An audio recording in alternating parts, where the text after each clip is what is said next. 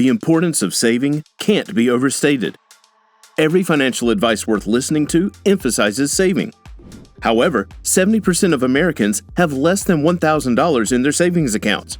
People always ignore it because that means they will have significantly less to spend. But saving is a great investment too.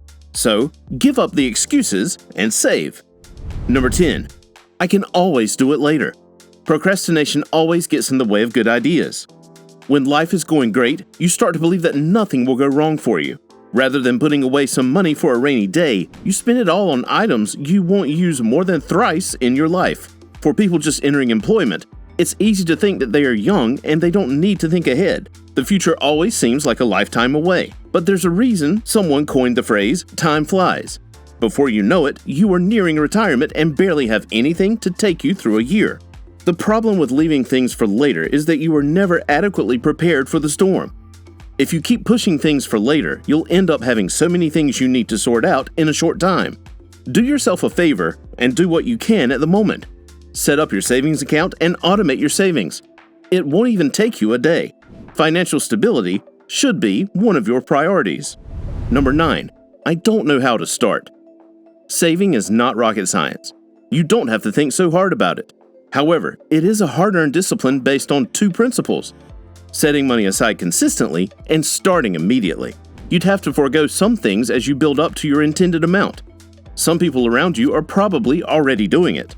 Ask them about which bank, how much is wise to put away, and their interests. Like all learning, you start small as you get grounded in the art. Buy a piggy bank to start. Put $5 away for a week, more if you can afford it. As your income increases, you'll put more away. You can then set up your savings account because having your money near you may tempt you into spending it. Number 8. Saving interests are so low. Most people are discouraged because of the low interest on savings. But what is the alternative? Unless you are investing your money and are sure you'll get something in the future, saving is as safe as it gets. You get 0 interest on the items you buy instead of saving. Saving is also a long-term endeavor. To commit to saving, it is important you understand that. It's ridiculous to imagine that saving $100 a week will translate into you being a billionaire by the end of the year. Give it time. That $100 a week could be $500,000 in a few years. You have to be patient. If you find that the interests are so low, then you can as well diversify your savings. Have something in your account, then invest the rest if that's what works for you. Number 7. I'm expecting some money in the near future. There's something about free money. Something you didn't have to lose sleep over or sweat about. Most people give up saving for themselves because they expect an inheritance in a few years. Others gamble that possibility on lottery or game show winnings. If that's your mindset, you hardly see any point to saving because you'll be getting even more than you have ever had before. Expectations make it easy to be careless in the present. After all, your windfall in a little while will pay off all your debts, and then leave you with some to comfortably retire on an island somewhere. But if you are careless with a little, you will be careless with a lot. You won't save that money that comes in and just get into more debt than you expected. The time to get your finances in order is now. If there is money you get in the future, let that be a bonus to your daily living. Your mindset and financial standing should be one that is okay even though the money doesn't come through, because your benefactor could change their mind and you might lose the lottery or the game show. Number 6. My job should cover that. Having a job with benefits is great. They usually offer insurance and some of them contribute to your retirement savings. But your job has no obligation to deal with your savings. You also need to take some responsibility for your life. Be grateful for what it covers and make sure you use the benefits, but you should have your savings account also. It's also important to remember that jobs are not forever. If you love it, the ideal would be to stay there, but life happens. You could get laid off. You could quit because of personal reasons, or you could change careers along the way. Your severance pay may keep you afloat for a while, but you cannot bank on it till you've found your footing. Your job might cover a lot, but it doesn't hurt to also have a personal savings. Number 5. The economy is unstable. The economy, especially post-pandemic, is still mostly getting on its feet. Prices are high, items are scarce, and salaries haven't changed much for most people. This could be a valid reason to give up saving. Parting with money for anything is a decision you need to meditate on. But we can't base what we will do on external factors. Convictions need to be personal. You don't go out killing because the world is increasingly becoming immoral. So, you can find a way to save even in tough times. There are some people making investments despite the economic climate, which means you can also do something worthwhile. Because times are hard, you don't need to go all out and save everything you get. Get a proportion you can live with. Most people operate on the 80-20 rule, where they save 20% of all their income and spend the rest. You can also choose to increase your income by getting another job or investing in other sources of income. If you are committed to saving, you will find a way to do it. Number 4. I'm scared to look at my finances. Fear can be paralyzing, especially when it comes to money. We all know that money is important, and those who say otherwise are in denial.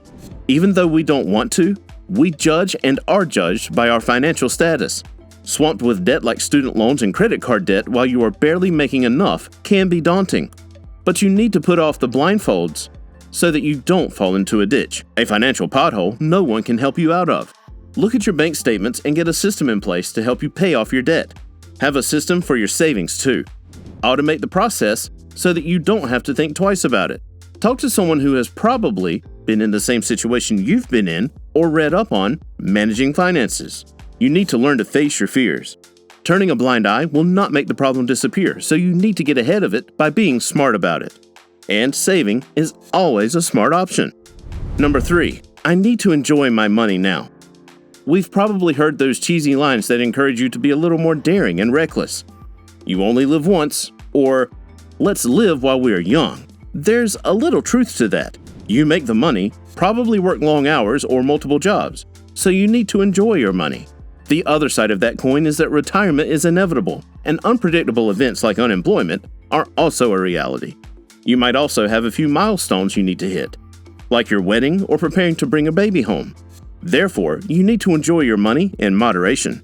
There are ways to enjoy your money that don't require you to blow your entire paycheck. You can choose a staycation at a place you've never been to, over a vacation out of the country that will leave you in debt. If shopping is your poison, consider secondhand shops like Facebook Marketplace. If you enjoy eating out, try to learn how to make your favorite recipes from home. You can enjoy your money responsibly while also saving for the near future. Number 2. I have so many bills to pay. The harsh world of adulthood means you are responsible for yourself, and that means paying all your bills. House, meals, subscriptions, car, and so many others. Rather than spending your entire paycheck on bills for things you hardly enjoy, think of downsizing so that you have extra left over to save.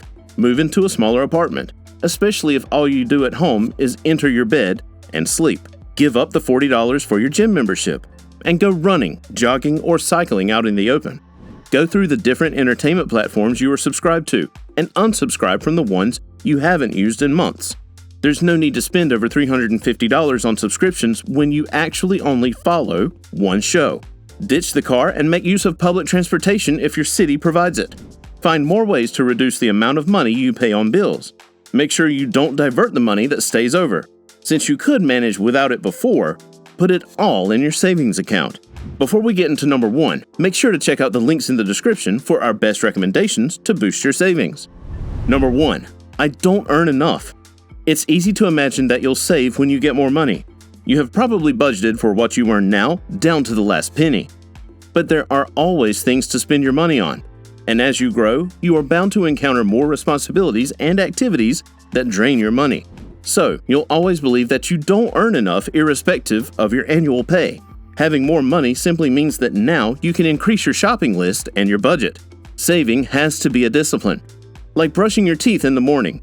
You don't have to think so hard about it, and you'll find a way to do it even when you are running late. That's how you should view saving.